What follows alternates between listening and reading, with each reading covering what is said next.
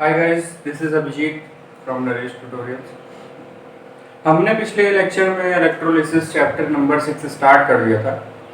आज हम उसी के आगे कंटिन्यू करेंगे। तो हम कुछ जनरल टर्म्स की बात कर रहे थे, ठीक। तो कुछ टर्म्स की बात हो चुकी थी। आज स्टार्ट करेंगे इलेक्ट्रोलिटिक सेल।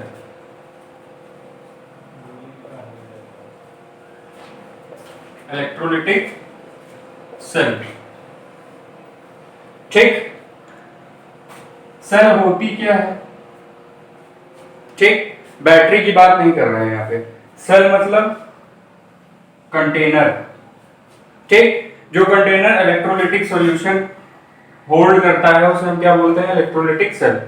वो बात की बात है, उसमें क्या प्रोसेस होगी, सॉल्यूशन होगा, जो इलेक्ट्रोड होंगे डीसी करंट प्रोवाइड करेंगे, वो अलग बात है। लेकिन सेल क्या है, कंटेनर जिसमें इलेक्ट्रोलिटिक सॉल्यूशन होता है, ठीक। इस पूरे अरेंजमेंट को इलेक्ट्रोलिटिक सेल बोलते हैं। इसका काम क्या होता है, इलेक्ट्रिकल एनर्जी इलेक्ट्रिकल एनर्जी को केमिकल एनर्जी में कन्वर्ट करना।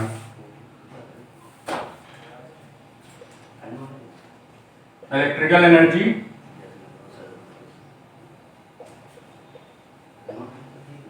Converted into chemical energy. अब क्वेश्चन है कि इलेक्ट्रिकल एनर्जी है, ठीक है, हम यहाँ डीसी प्रोवाइड कर रहे हैं। डीसी मतलब डायरेक्ट करंट। डायरेक्ट करंट कौन सी, जो हमें बैटरी या जो सेल आते हैं उससे मिलती है, ठीक। अब इलेक्ट्रिकल एनर्जी है, ठीक है, केमिकल एनर्जी कैसे मिल रही है हमको। तो इलेक्ट्रोलिटिक या इलेक्ट्रोलिसिस में हम करते क्या है, चार्ज प्रोवाइड करते हैं। वो क्या करता है, इलेक्ट्रोलिटिक सॉल्यूशन को डिसोसिएट करता है, किसमें, आयंस में, ठीक। आयंस में कन्वर्ट करने के बाद क्या होता है, आयंस क्या होते हैं, हाई एनर्जी, ठीक। High energy form of element होते हैं, ठीक, जिनका मूवमेंट बहुत फास्ट होता है, अपने आप को न्यूट्रलाइज करने के लिए बहुत जल्दी किसी से भी रिएक्शन कर लेते हैं। तो आयंस फॉर्म करने के लिए आपको क्या करना पड़ेगा, एनर्जी प्रोवाइड करनी पड़ेगी। वो किस फॉर्म में जा रही है, वो केमिकल एनर्जी के फॉर्म में जा रही है। क्यों, आयंस प्रोड्यूस हो रहा है, ठीक। तो इसलिए electrical energy into chemical energy होता है। अब इलेक्ट्रोलिटिक सेल की बात हो गई, अब बात करते हैं इलेक्ट्रोकेमिकल सेल की।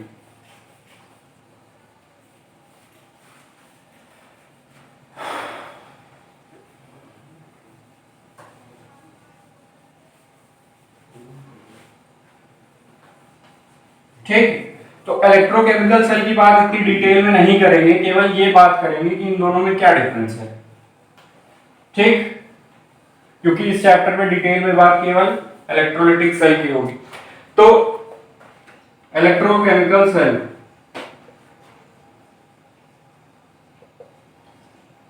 इलेक्ट्रोकेमिकल सेल, ठीक। मार गया था इलेक्ट्रोलिसिस। इलेक्ट्रोलिसिस अगर वर्ड से ही हम समझना चाहे तो इलेक्ट्रोलिसिस, इलेक्ट्रो मतलब फ्लो ऑफ इलेक्ट्रॉन, यहां पे भी होगा, या जिसे हम करंट बोलते हैं। लिसिस मतलब सेपरेशन, ठीक। सेपरेशन मतलब electrical energy into chemical energy. और केमिकल मतलब chemical energy into electrical energy, यानी केमिकल एनर्जी को हम कन्वर्ट करेंगे किसमें, कन्वर्टेड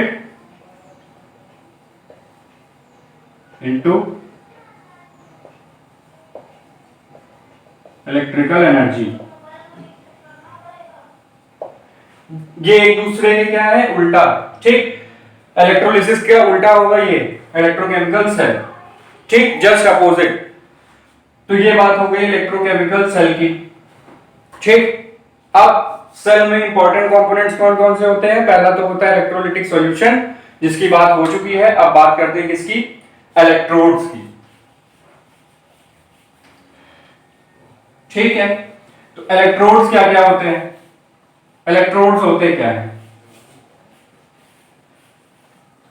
तो पहले एक अरेंजमेंट देख लेते हैं सेल का, फिर आगे चलते हैं, ठीक। एक वेसल होगी, ठीक है, इलेक्ट्रोलिटिक सॉल्यूशन होगा, ठीक, ये वेसल है,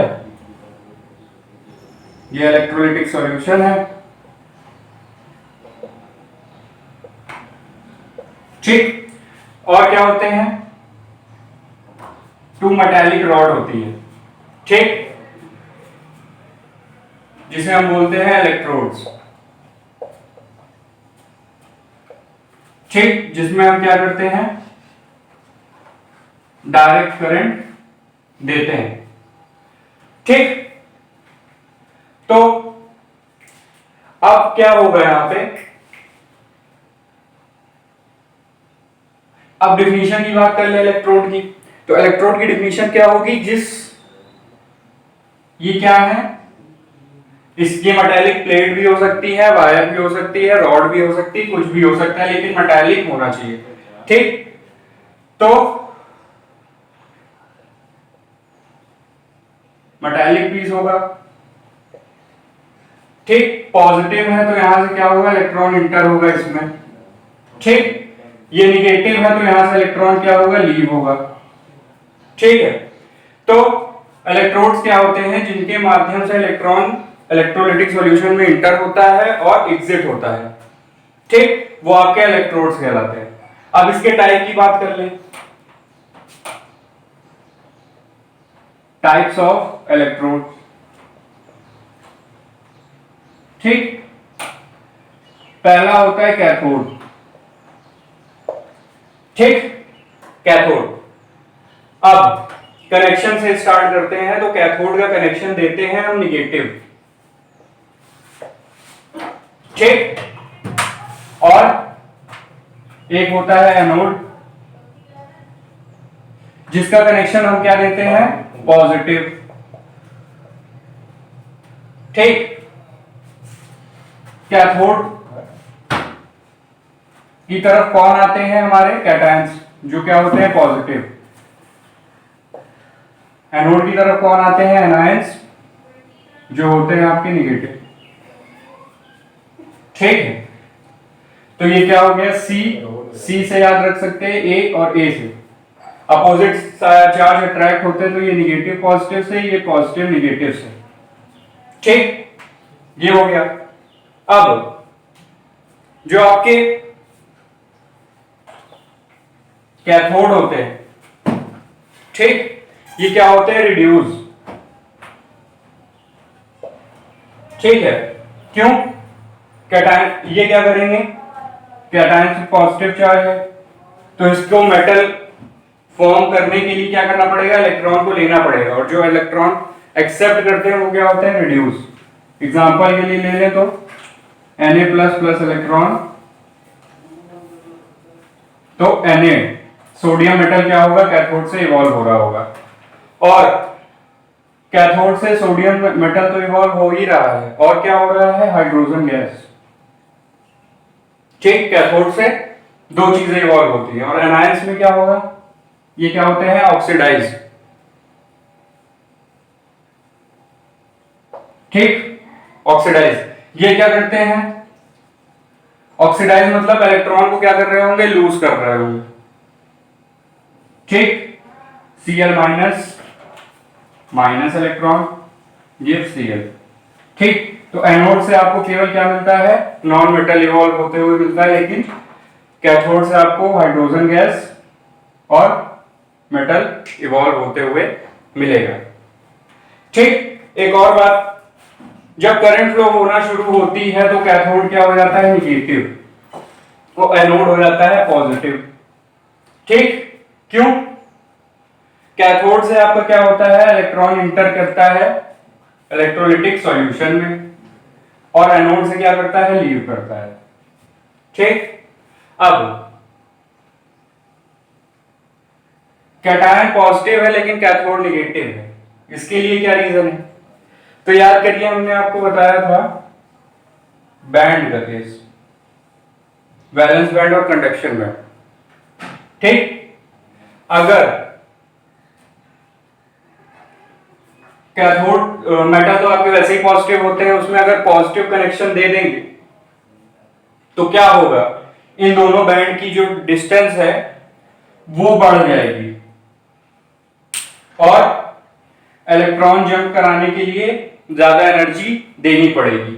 इलेक्ट्रॉन यहां जंप कहां हो रहा है, सॉलिड से लिक्विड में, स्टेट भी चेंज हो रही है। तो इस डिस्टेंस को घटाने के लिए, क्यों, डीसी आपकी ज्यादा पोटेंशियल प्रोवाइड नहीं कर पाती, ठीक, ज्यादा पोटेंशियल प्रोवाइड नहीं करेगी, तो इस डिस्टेंस को घटाने के लिए आपको क्या करना पड़ेगा, या ज्यादा एनर्जी प्रोवाइड करें जो रिस्ट्रिक्टेड हो चुकी है यहां पे डीसी की वजह से। तो एक काम कर सकते हैं, अपोजिट कनेक्शन दे दें निगेटिव से, ठीक। तो एग्जांपल के लिए अगर ले लें +5 और -3, बचा कितना, +2। +5 से +2 है छोटा, यानी यहां पहले डिस्टेंस +5 थी, फिर उसके बाद क्या हुआ, हमने माइनस करी, कितनी, -3, तो क्या बचा, +2, यानी ये दोनों आपस में डिस्टेंस हो गई कम, तो इलेक्ट्रॉन जंप हो जाएगा इजीली। इसलिए हम क्या करते हैं, कैथोड को निगेटिव और एनोड को पॉजिटिव पोटेंशियल प्रोवाइड करते हैं, ठीक। अब बात कर लेते हैं आयंस की।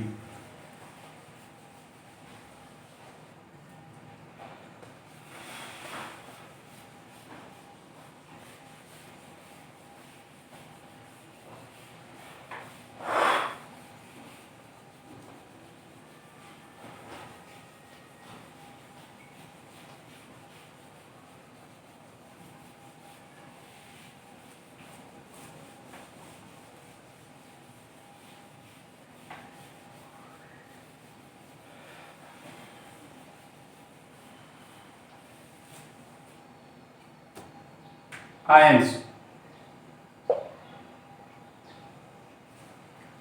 आयंस को डिफाइन कैसे करेंगे, a stable species of element which carry some charge, ठीक, स्टेबल होते हैं,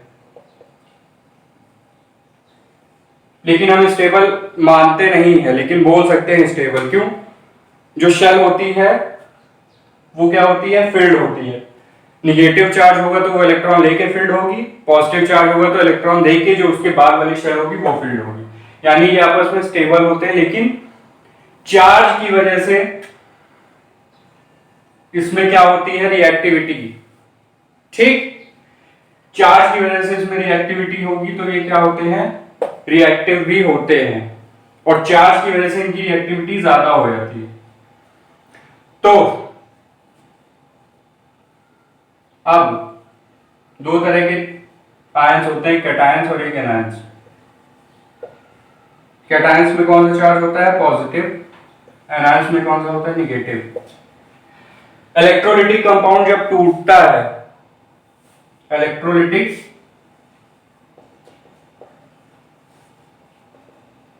कंपाउंड प्लस वाटर, ठीक, इलेक्ट्रोलिटिक क्या होते हैं, सॉलिड होते हैं, उसमें वाटर के साथ उसका सॉल्यूशन बनाएंगे तो वो क्या होते हैं, एनर्जी प्रोवाइड करने पे टूटते हैं, वो टूटते हैं आयंस में है, और इसी आयंस की वजह से क्या होता है, फ्लो ऑफ इलेक्ट्रॉन और एनर्जी, फ्लो ऑफ इलेक्ट्रॉन होता है और एनर्जी कन्वर्जन होता है, ठीक। कैटायंस में आपके जनरली कौन से आते हैं, मेटल्स, और एनायंस में आपके आते हैं नॉन मेटल्स। और एक बात, इलेक्ट्रोलिटिक कंपाउंड जब टूटेगा तो इसमें कैटायंस इक्वल्स टू एनायंस होंगे,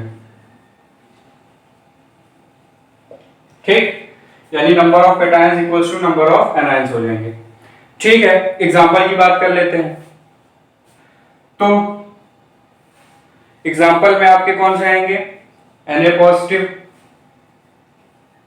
Ca पॉजिटिव,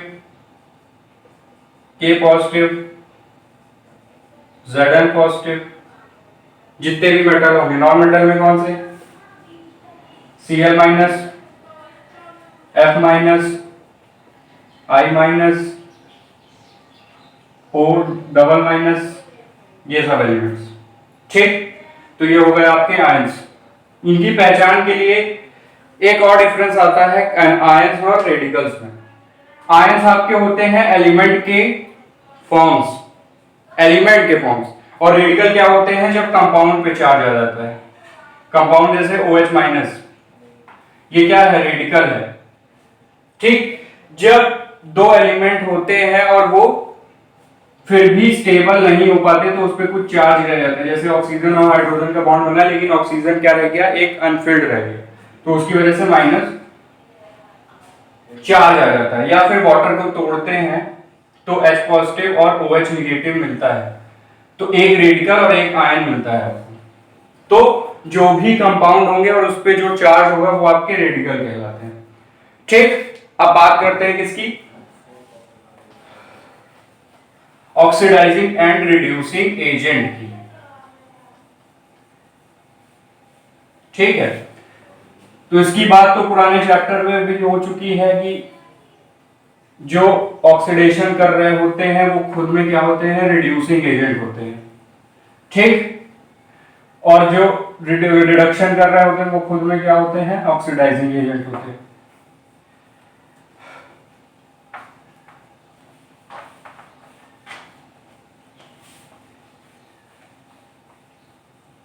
तो अब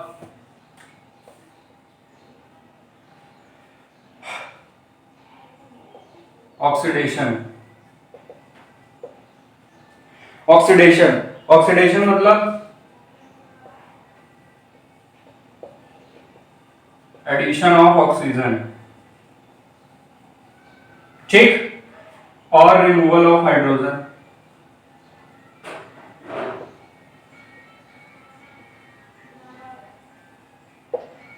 ठीक, तो इसको और क्या बोलते हैं? Electron donor.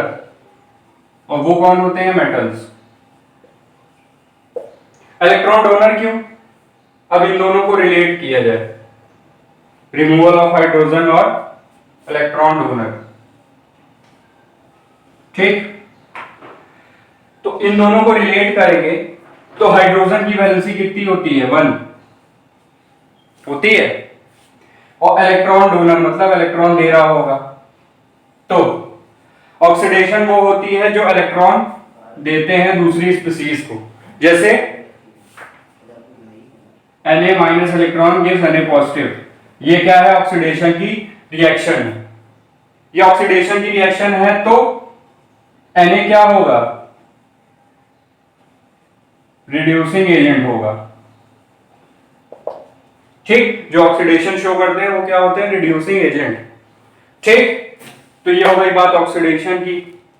अब रिडक्शन की बात कर लेते हैं।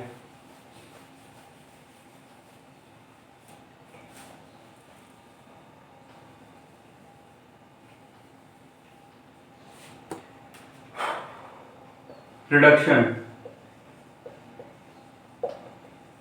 ये ऑक्सीडेशन का अपोजिट है। इसमें क्या होता है? Removal of oxygen.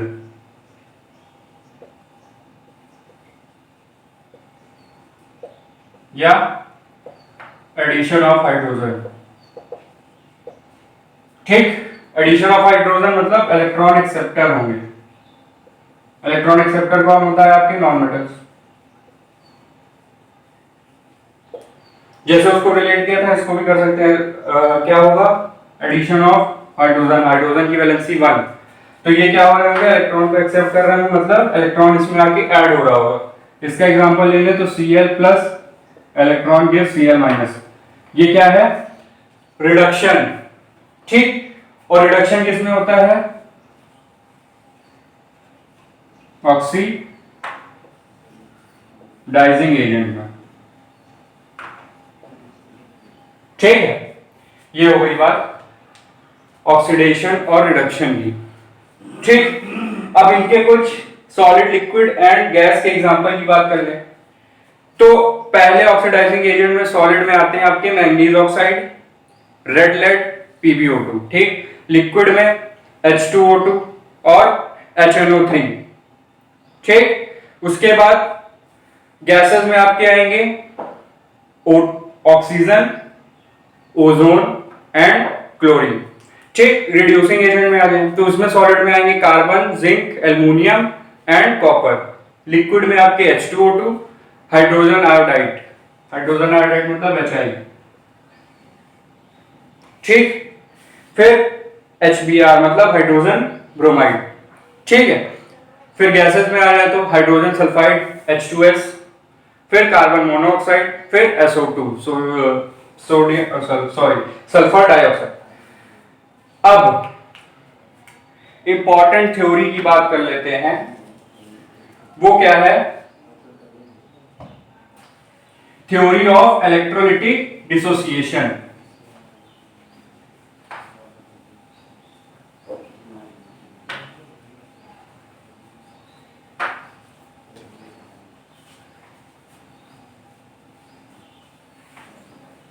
Theory of electrolytic dissociation.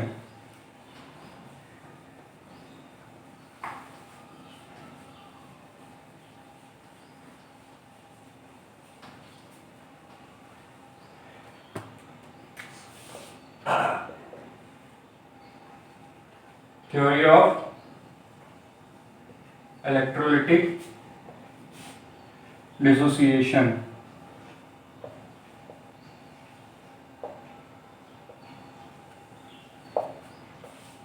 पहली बात,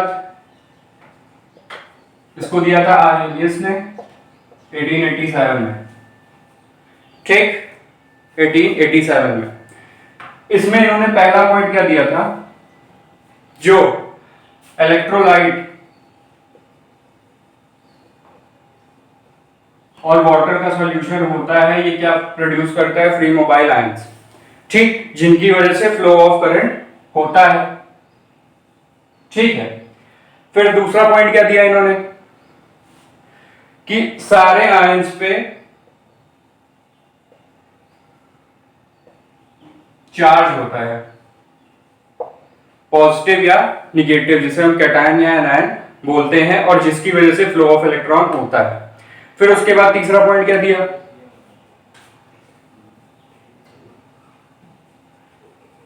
कंडक्टिविटी ऑफ इलेक्ट्रोलाइट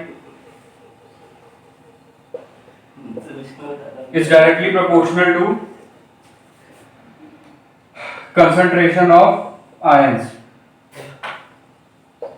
ठीक, मतलब जितने आयंस होंगे उतनी कंडक्टिविटी हाई होगी, जितने कम आयंस होंगे उतनी कंडक्टिविटी लो होगी। उसके बाद इन्होंने क्या दिया? चौथा पॉइंट, जिसमें number of cations equals to number of anions,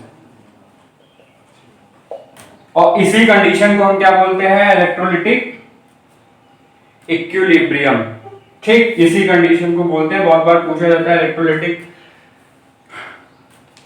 equilibrium क्या होता है, तो उसमें आप लिख देंगे कि जब इलेक्ट्रोलिटिक कंपाउंड डिसोसिएट होता है तो हम उस डिसोसिएशन को तब इक्विलिब्रियम में बोलेंगे जब नंबर ऑफ कैटायन और नंबर ऑफ एनायन क्या होंगे? इक्वल होंगे, ठीक। फिर उसके बाद पांचवा पॉइंट इन्होंने क्या दिया? जो नॉन इलेक्ट्रोलाइट होते हैं वो क्या होते हैं? उनमें आयंस नहीं होते, उसमें केवल मॉलिक्यूल्स होते हैं, ठीक। डिसोसिएट होने के बाद हमें उसमें केवल मॉलिक्यूल्स मिलेंगे। एग्जांपल के लिए शुगर हो गया, केरोसिन हो गया, और शुगर सॉल्यूशन, ठीक। उसके बाद छठा पॉइंट क्या दिया इन्होंने?